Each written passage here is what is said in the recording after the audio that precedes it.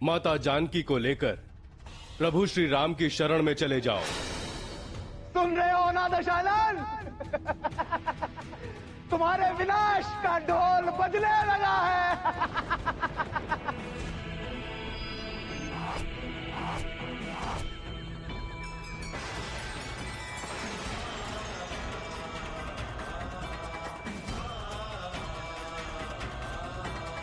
वो लंका का शत्रु है और वो वानर लंका में उत्पात मचा रहा है, परंतु तुम सब मिलकर उस एक वानर को नहीं पकड़ पा रहे हो।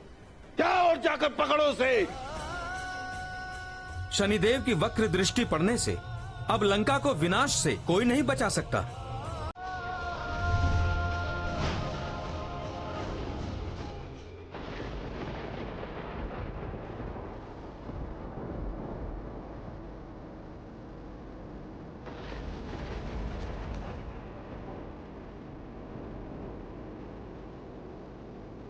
जय श्री राम।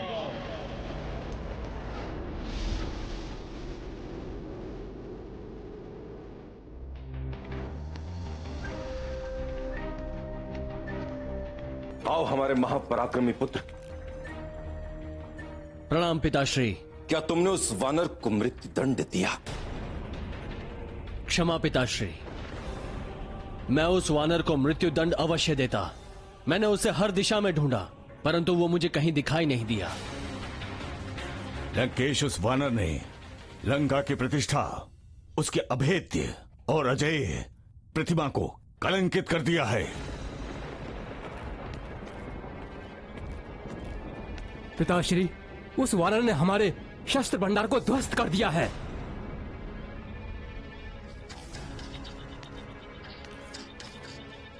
पिताश्री, हमारे शस्त्र बनाने की कार्यशाला को नष्ट कर दिया उस वानर ने।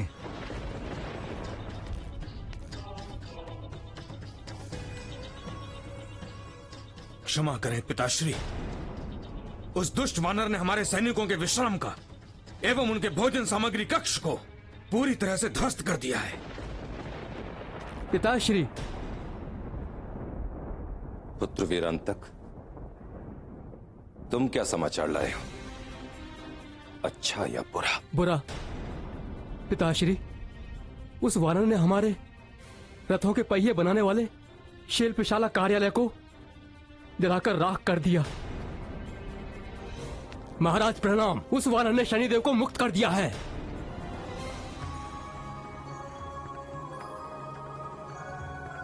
प्रणाम मैया।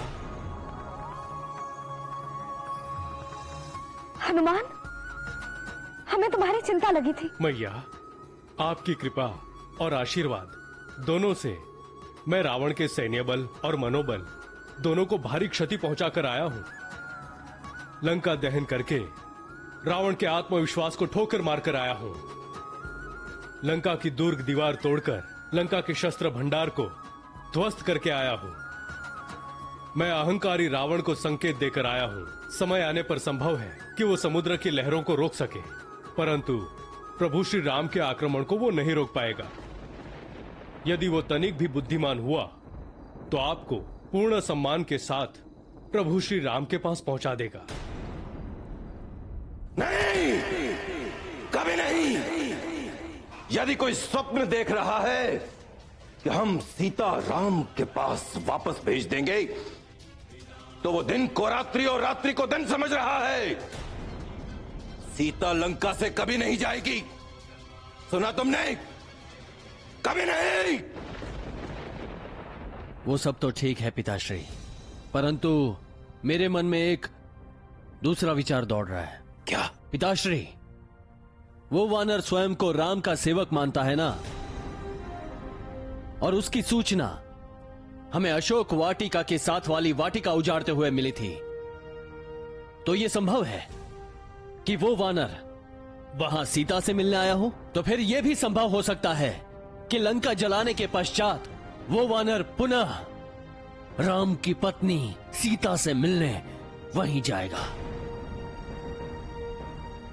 और यदि यह संभव है तो मुझे आज्ञा दीजिए पिताश्री, मैं इसी क्षण अशोक वाटिका जाकर उस वानर पर प्रतिबंध लगाता हूं। नहीं इंद्रजीत, अशोक वाटिका में हमारे अतिरिक्त और कोई पुरुष नहीं जा सकता।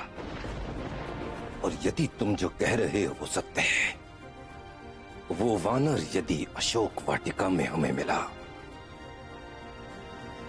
हम उसे वहीं उसी समय मृत्यु दंड देंगे इंद्रजीत। ये रावण उस वानर को वध करके ही वापस लौटेगा। जब तक प्रभु श्री राम का आशीर्वाद मुझे प्राप्त है, तब तक मृत्यु भी मेरे निकट नहीं आ सकती। परंतु हनुमान, स्वयं पर संकट आते देख अपनी रक्षा तो करनी चाहिए ना।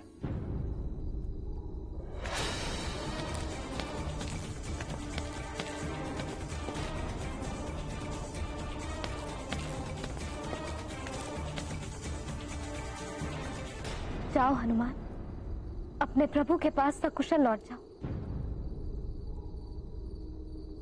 और उन्हें कहना कि ये सीता अपने आंखों में प्राण लिए उनकी प्रतीक्षा कर रही है। यदि विलंब हुआ तो उन्हें सीता का मृत शरीर भी देखने को नहीं मिलेगा। ये राक्षस देखो देखो देखो, लंकेश आ रहे हैं। जाओ वत्स जाओ। परंतु माते, मुझे आपका एक चिन्ह चाहिए, जो चिन्ह देखकर प्रभु श्री राम को यह विश्वास हो जाए कि मैं आपको मिलकर ही लौटा हूं।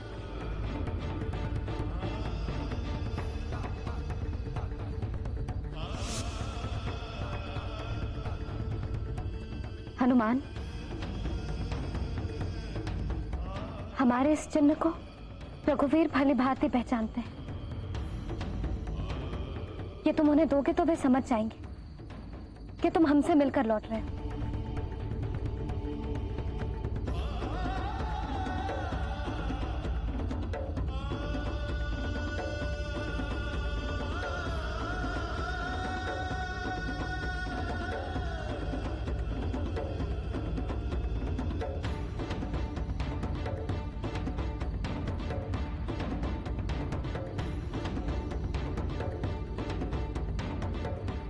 जाओ हनुमान, उस दुष्ट रावण के आने से पूर्व चले जाओ।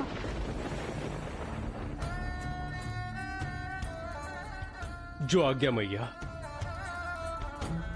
परंतु मैं रावण के भय से नहीं जा रहा हूं। उसका विनाश करने की शक्ति मुझ में है। परंतु मैया, ये कार्य तो प्रभु श्री राम के हाथों ही होना चाहिए।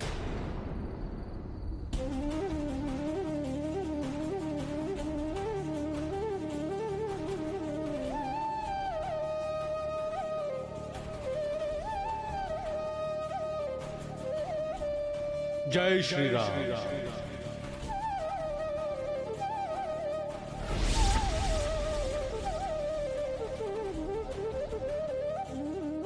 तो ये वानर तुमसे मिलने आया था?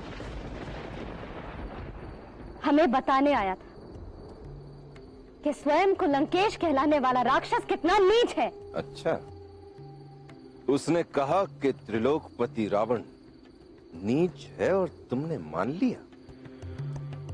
तुमने अभी हमारी नीचता देखी ही कहां है सीते? उससे पूर्व तुम्हारे जीते जी तुम्हारी चिता तो जलते देख ही रहे। उस वानर ने तुम्हारी लंका जला दी, तुम्हारे पुत्र अक्षय कुमार का वध कर दिया, फिर भी तुम्हारा अहंकार कम नहीं हुआ। अधर्मी, तुम हमें हमारे रघुवीर की मृत्यु का भय दिखा रहे थे ना? हमें अपनी माया से भ्रमित कर दिया। परंतु अब हमें स्मरण हो गया है कि मृत्यु की मृत्यु तो कोई बन ही नहीं सकता, और तुम्हारे जैसा कायर तो कदापि नहीं। रघुवीर ही तुम्हारी मृत्यु का कारण बनकर लंका और फिर विनाश ही विनाश होगा। विनाश? लंकेश्वर का विनाश? सीते, इससे पहले कि तुम्हारा वो वनवासी भिखारी समंदर तक पहुंचे, हम स्वयं उसके पास जाकर उसका शीश धड़ से अलग कर देंगे। और जिस दिन हमारा खड़ग राम के रक्त से स्नान करेगा, उसी दिन हमारा और तुम्हारा विवाह होगा, क्योंकि यही तुम्हारा भाग्य है और ये सर्वविदित है सीते कि भाग्य को कभी बदला नहीं जा सकता, चाहकर भी नहीं।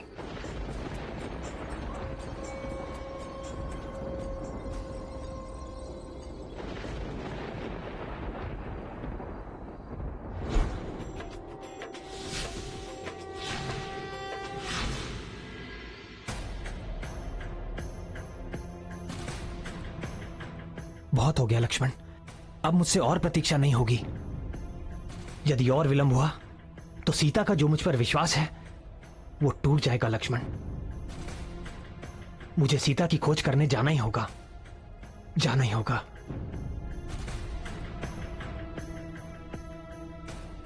प्रभु श्री राम की जय हो। प्रभु, गुप्तचरों ने शुभ समाचार दिया है कि युवराज अंगद के नेतृत्व में जो वानर दक्षिण दिशा की ओर गए थे वो किष्किंधा लौट आए, और सुना है कि रास्ते में उन्होंने मेरे पिता पितामह के प्रिय मधुबन नाम के सुंदर बागों का सारा मधु पहरेदारों से छीनकर पी लिया। प्रभु, इसका यह अर्थ है कि सारा का सारा वानर समूह अति प्रसन्न है, अतः वो सीता माता की खोज करके ही लौटा है। प्रभु श्री राम की, प्रभु श्री राम की, प्रभु श्री राम की, प्रभु श्री राम की, प्रभु श्री राम की, प्रभु श्री राम की। वानरों की जय जयकार और जय घोष सुनकर लग रहा है कि हनुमान माता जानकी से भेंट करके आए हैं।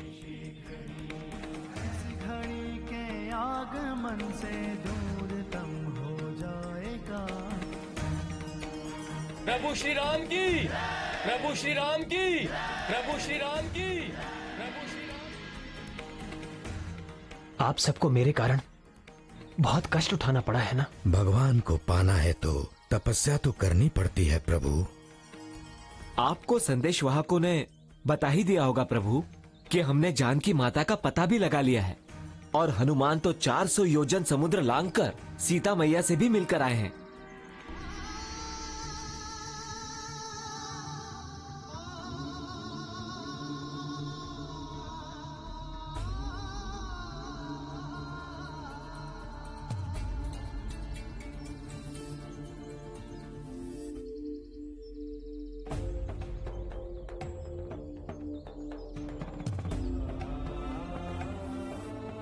हनुमान, सच में तुम मेरी सीता से मिले हो?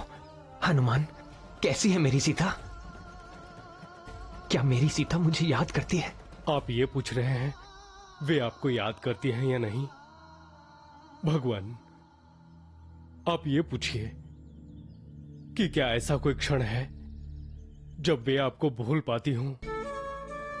प्रभु, उन्होंने तो जैसे अपने चारों ओर राम नाम का घेरा बनाकर रखा हुआ है, और उसी घेरे में वे इस प्रकार रहती हैं जैसे एक सीप के अंदर पवित्र मोती।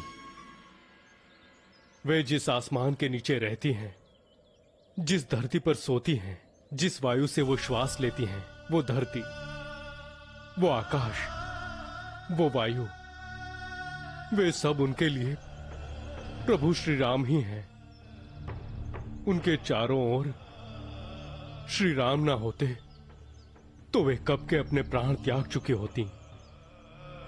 आप तो मैया का विश्वास है, उनके प्राण हैं। आप ही के दर्शन करने के लिए तो माता ने अपने प्राण रोक के रखे हुए हैं। दिन रात केवल आप ही की प्रतीक्षा करती रहती हैं वो। वे निराश अवश्य हुई हैं, परंतु राक्षसियों से घिरे रहने पर भी उनका मनोबल अभी तक टूटा नहीं है। प्रभु, आपका उनके प्रति जो प्रेम है वही उनका सुरक्षा कवच है, जिसके बल पर उन्होंने केवल एक तिनके को अपना शस्त्र बनाकर उस पापी रावण को अपने से दूर रखा। भगवान, यदि आप माता को जीवित देखना चाहते हैं तो अब क्षण भर भी विलंब ना करें। ये सीता अपने आंखों में प्राण लिए उनकी प्रतीक्षा कर रही है। यदि विलंब हुआ तो उन्हें सीता का मृत शरीर भी देखने को नहीं मिलेगा। नहीं सीते, नहीं,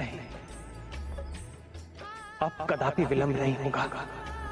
पवन पुत्र हनुमान की कृपा से हमें तुम्हारा पता चल गया है। अब इस संसार की कोई भी ताकत हमें नहीं रोक सकेगी।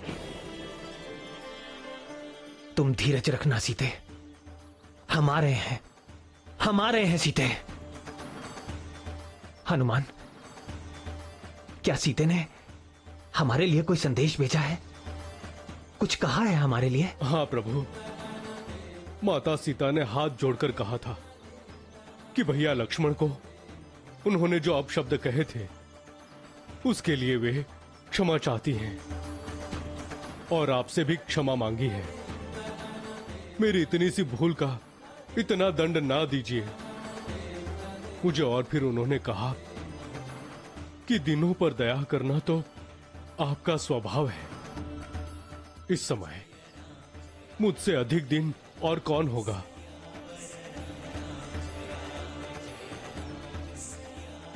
प्रभु,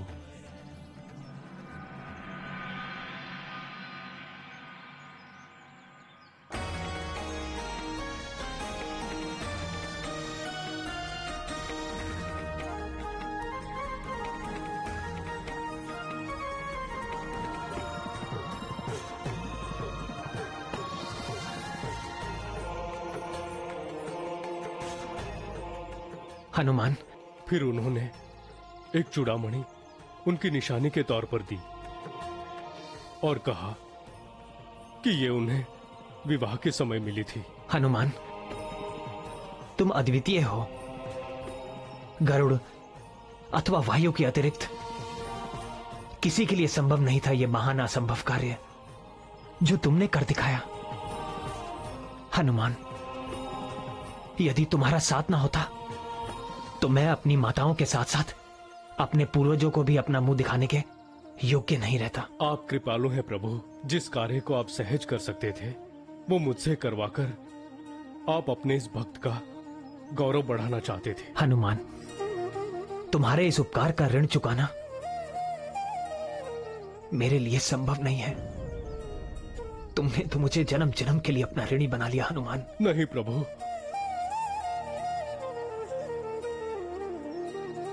प्रभु,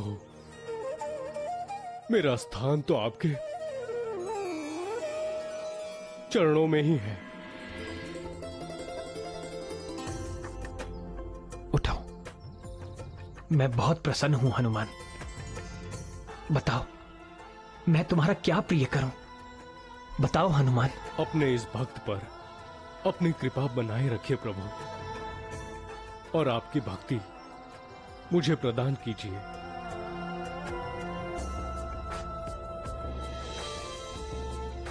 तथास्तु। प्रभु श्री राम की, प्रभु श्री राम की, प्रभु श्री राम की, प्रभु श्री राम की, प्रभु श्री राम की, प्रभु श्री राम की, प्रभु श्री राम की, प्रभु श्री राम की, प्रभु श्री राम की, प्रभु श्री राम की, प्रभु श्री राम की। जय श्री राम, जय श्री राम।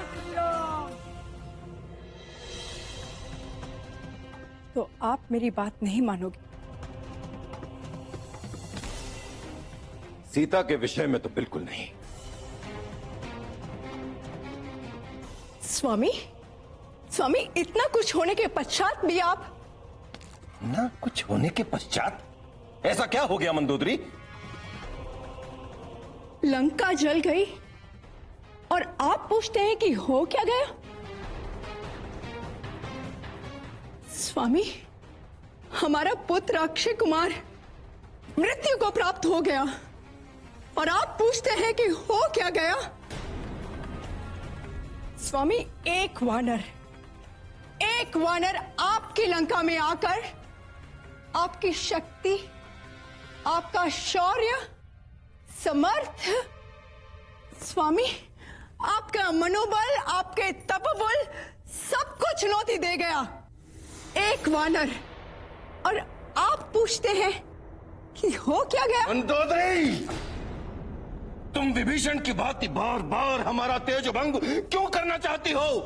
तुम हमारी पत्नी हो या शत्रु? स्वामी, स्वामी मैं आपकी पत्नी हूँ, इसीलिए आपके हित में बोलती हूँ और इसीलिए आज भी कह रही हूँ।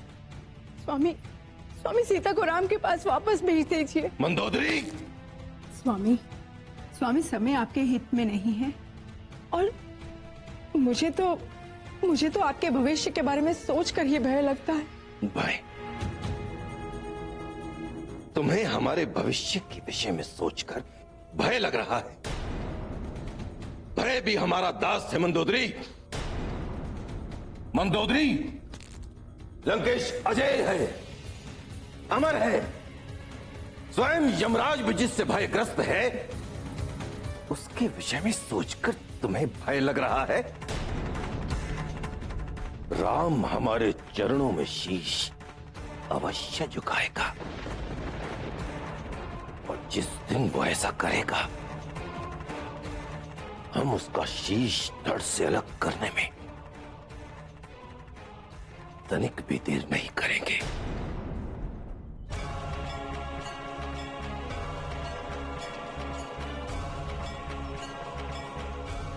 महाराज सुग्रीव,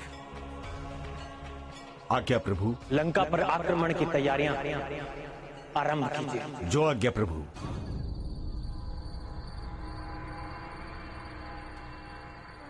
महाराज सुग्रीव, आप सभा को संबोधित कीजिए।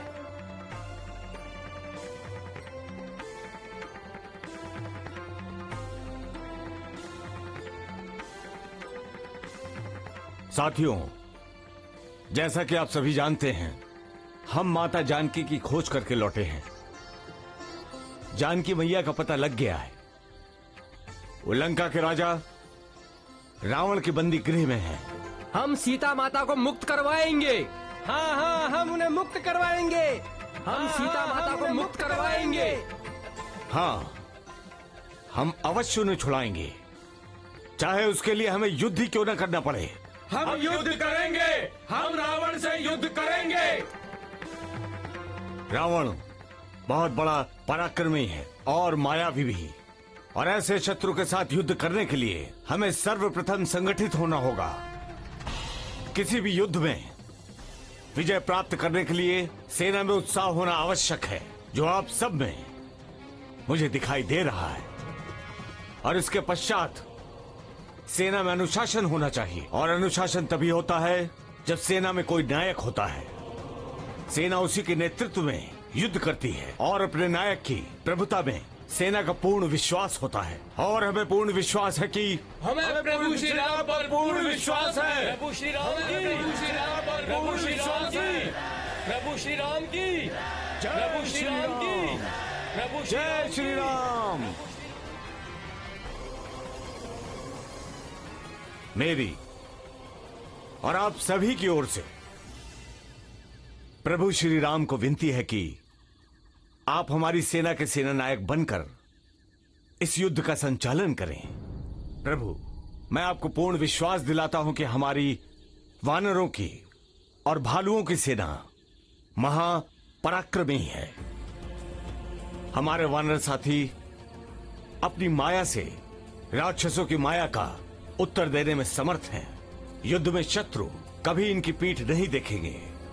ये जल, थल, आकाश कहीं पर भी भ्रमण कर सकते हैं। प्रभु, ये सेना इतनी शक्तिशाली है कि किसी भी शत्रु को युद्ध में पराजित कर सकती है। श्री राम की, प्रभु श्री राम की, प्रभु श्री राम की, प्रभु श्री। महाराज सुग्रीव और मेरे वीर साथियों, मैं सेना नायक का पद स्वीकार करता हूं। प्रभु श्री राम की, प्रभु श्री राम की, प्रभु श्री राम की, प्रभु श्री राम की। महाराज सुग्रीव, आप जैसे वीर योद्धाओं का साथ पाकर मैं आपको विश्वास दिलाता हूं कि रावण और उसकी राक्षसी सेना का हम विनाश कर देंगे। परंतु शत्रु पर आक्रमण से पूर्व एक सेनापति को शत्रु का बाहुबल और उसकी सुरक्षा पद्धति का पूरा ज्ञान होना चाहिए। इसलिए हे हनुमान, लंका की सैन्य शक्ति, लंका की रक्षा का उपाय, जो कुछ तुमने अपनी आंखों से देखा है, उन सब बातों का वर्णन सेना के सामने करो। जो आज्ञा प्रभु। प्रभु, लंका चारों दिशाओं से उनकी सेना के कारण बिल्कुल सुरक्षित है। आठों प्रहर वहां पे राक्षस पहरा देते हैं और लंका का बल महाबली रावण और उसके पुत्र उसके जैसे ही बलशाली हैं।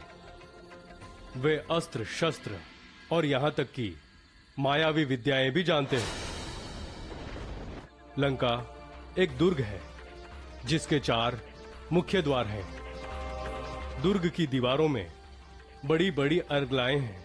दीवारों की मुंडेरों पर लंका पर आक्रमण करने वाले शत्रु की सेना पर फेंकने के लिए उबलते हुए तेल की व्यवस्था भी है और वहीं से ही पत्थर फेंकने का बंदोबस्त भी है। और यही नहीं, विस्फोट होने वाले अस्त्र और शस्त्र उनके भी भंडार भरे हुए हैं। 100 योजन समुद्र से सुरक्षित होने पर भी लंका के आसपास ठंडे पानी की खाई है जिसके अंदर मक्कड़ जैसे जीव भी हैं। शत्रु के आने पर, खंडक पार करने पर उन्हें रोकने के लिए पुल हैं जो यंत्रों द्वारा उठा लिए जाते हैं और शत्रु के लिए नगरी के अंदर जाना असंभव हो जाता है। परंतु वहां पर कई प्रकार की व्यूह रचना है, प्राकृतिक और कृत्रिम रुकावटें भी हैं। प्रभु, मैं लंका के सैन्य पर और सहस्त्र भंडार दुर्ग की दीवारों पर भारी मात्रा में क्षति पहुंचा कर आया हूं। दुर्ग के बाहर की खाई को भर आया हूं जिससे हमारी सेना को लंकापुरी में प्रवेश करने की सहायता मिलेगी।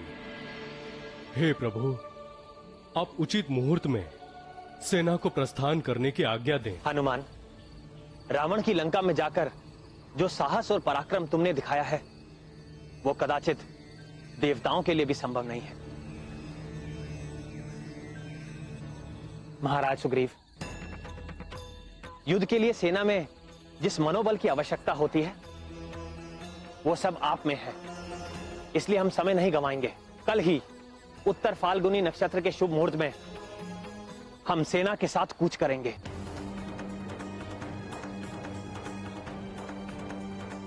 साथियों, कल हम बाण व्यूह बनाकर लंका की ओर प्रस्थान करेंगे। नल और नील अन्य साथियों सहित बाण के अग्रभाग में होंगे। बाण का फाल जहां समाप्त होगा, वहां युवराज अंगद और जामवंत जी होंगे। सेना के मध्य में लक्ष्मण और महाराज सुग्रीव के साथ मैं रहूंगा और जहां बाण व्यू समाप्त होगा, वहां हनुमान अपने पिता महाबली केसरी जी और अन्य साथियों के साथ सतर्कता से व्यू की रक्षा पर ध्यान देंगे। महाबली गंधमदान, वृषभाण, वीरधवल आदि अपने अनुचरों के साथ साथ हमारी सेना के साथ साथ चलेंगे। साथियों, विजय हमारी ही होगी। प्रभु श्री राम की, प्रभु श्री राम की, प्रभु श्री राम की। मैं आ रहा हूं सीते, मैं आ रहा हूं। रावण के अपराध का दंड देने मैं लंका आ रहा हूं।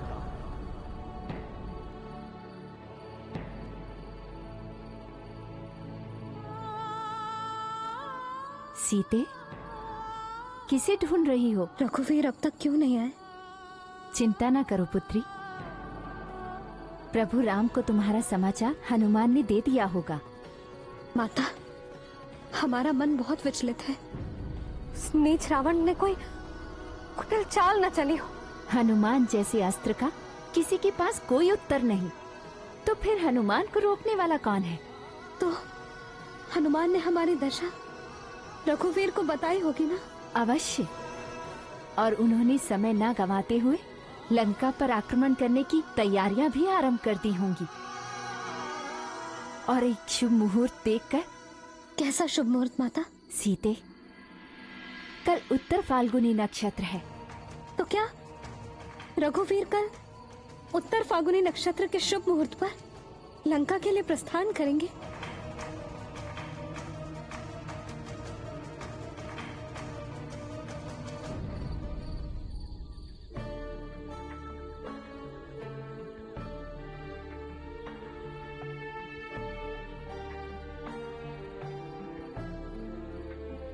भैया अब तो थोड़ी नींद ले ही सकते हैं आप। लक्ष्मण, इतने दिनों से जिस पल की प्रतीक्षा थी वो घड़ी आ गई है। अब मुझसे और प्रतीक्षा नहीं होती। ठीक है भैया। आकाश में अरुणोदय के चिन्ह दिखाई देने लगे हैं। चलिए भैया, लंका की ओर चलने की तैयारी करते हैं।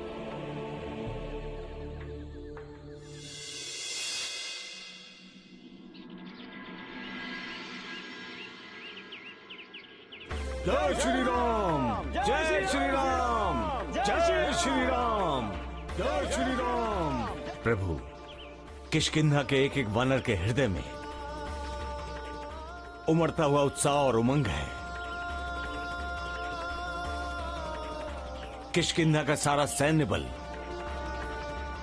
सुसज्जित होकर आपकी सेवा में आ गया है। प्रभु, आप इन्हें कूच करने का आदेश दें।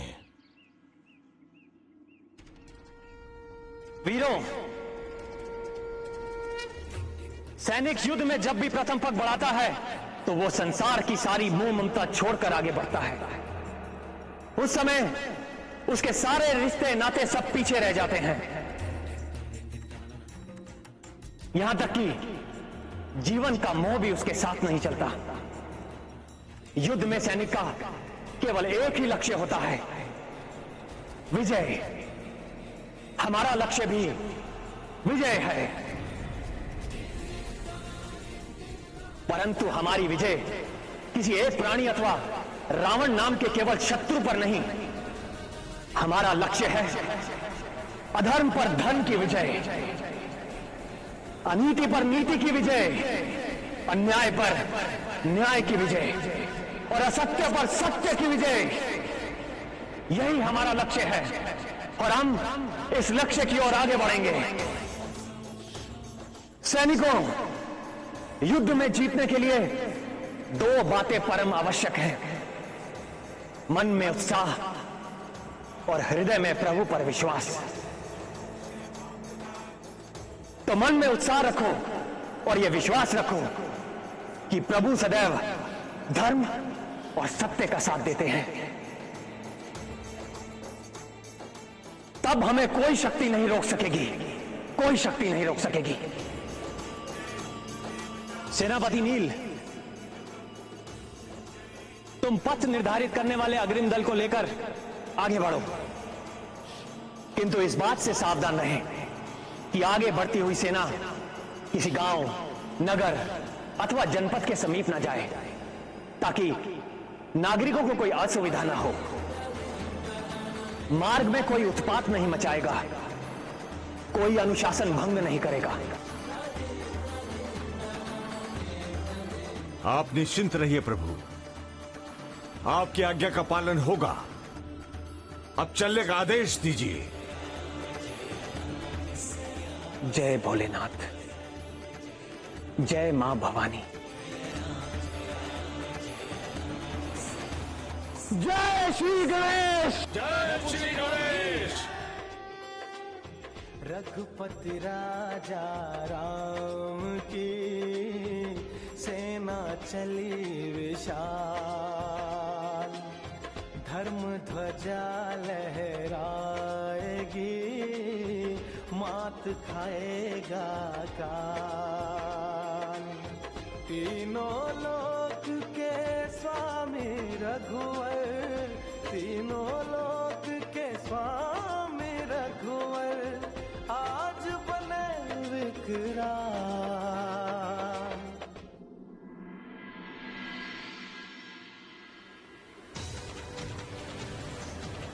प्रभु श्री राम की।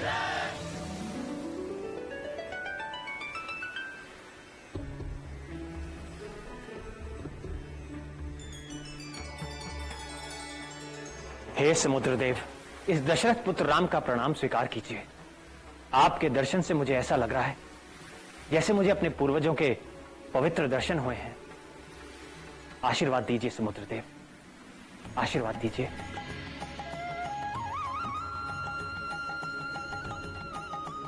प्रभु, इस समय लंका और हमारे बीच 400 कोस फैला यह समुद्र हम सभी को लंका जाने से रोक रहा है।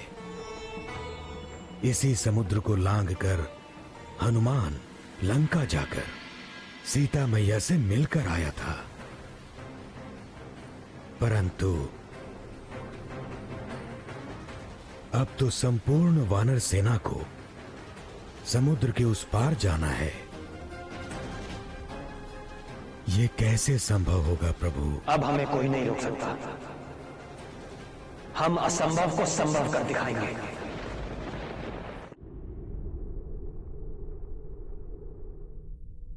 प्रणाम भ्राताश्री।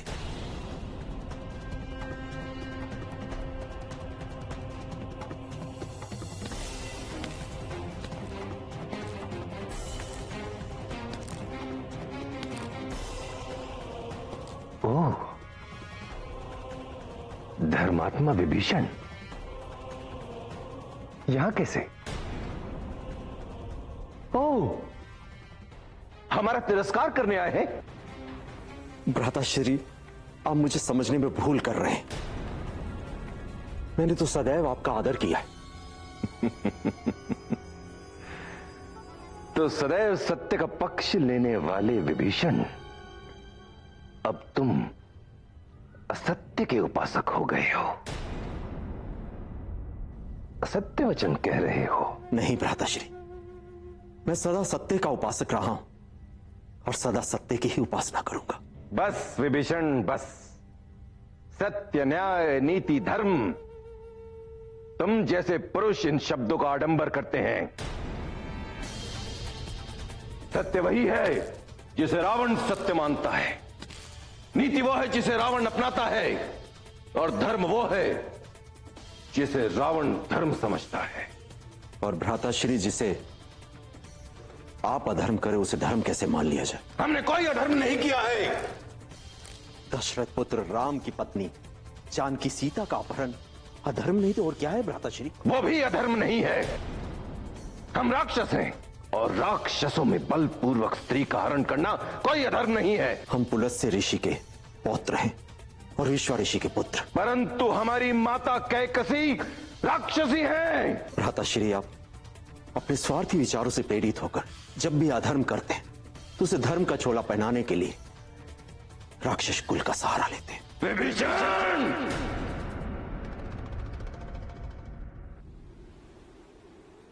इस 400 कोस फैले समुद्र को लांघना सत्य में बहुत बड़ी समस्या है। लक्ष्मण, जब हम मार्ग की सभी कठिनाइयों को पार करके यहां तक पहुंच गए हैं, तो इस समस्या का समाधान भी हम अवश्य ढूंढ लेंगे, क्योंकि किसी भी स्थिति में हमें सेना के साथ उस पार जाना ही जाना है। महाराज सुग्रीव, इस समय सेना को विश्राम की परम आवश्यकता है। सेना के लिए शिविर का प्रबंध और साथ साथ में सेना के लिए सुरक्षा की भी व्यवस्था करनी होगी। हमारा शिविर समुद्र के किनारे से दूर होना चाहिए, ताकि हम समुद्र से आने वाले शत्रु के निशाने से दूर हों। सेना हमारे प्राण है, और अपने प्राणों की रक्षा करना हमारा प्रथम कर्तव्य है। महाराज सुग्रीव, आप हर समय 2 सैनिकों को पहरा देने के लिए नियुक्त कर दीजिए। हमारा शत्रु कुटिल ही नहीं, कुटिल के साथ साथ कपटी और मायावी भी है। अधर्म और अनीति का व्यवहार करना उनकी नीति है। ऐसे शत्रु पर विश्वास नहीं किया जा सकता। मैं आपसे हाथ जोड़कर विनती करता हूं भ्राताश्री, आप जानकी सीता को राम को सौंप दीजिए। काकाश्री, जब राम को अपनी पत्नी की कोई चिंता नहीं है, तो आप क्यों चिंतित हो रहे हैं? इंद्रजीत, तुम्हारे पिताश्री एक पराई स्त्री को उठाकर लाए। ओ, तो फिर आप भी किसी पराई स्त्री को उठा लाइए। कौन प्रतिबंध लगा रहा है आप पर?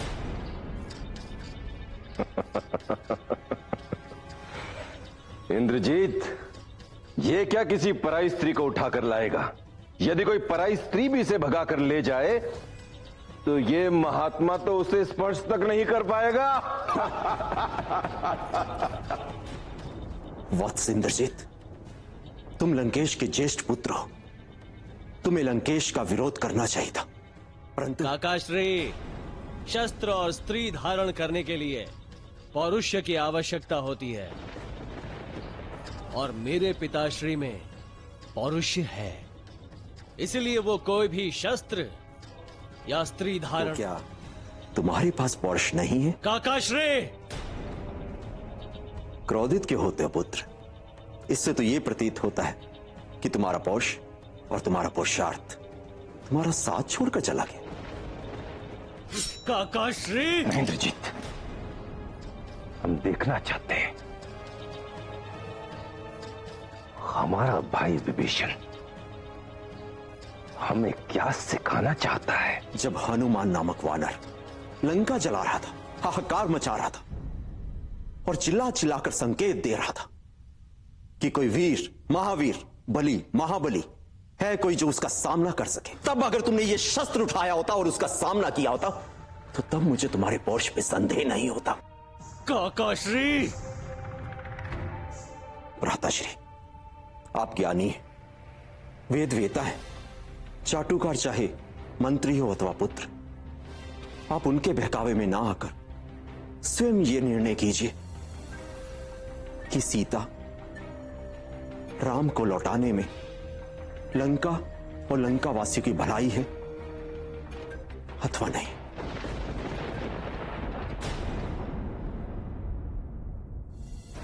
प्रणाम।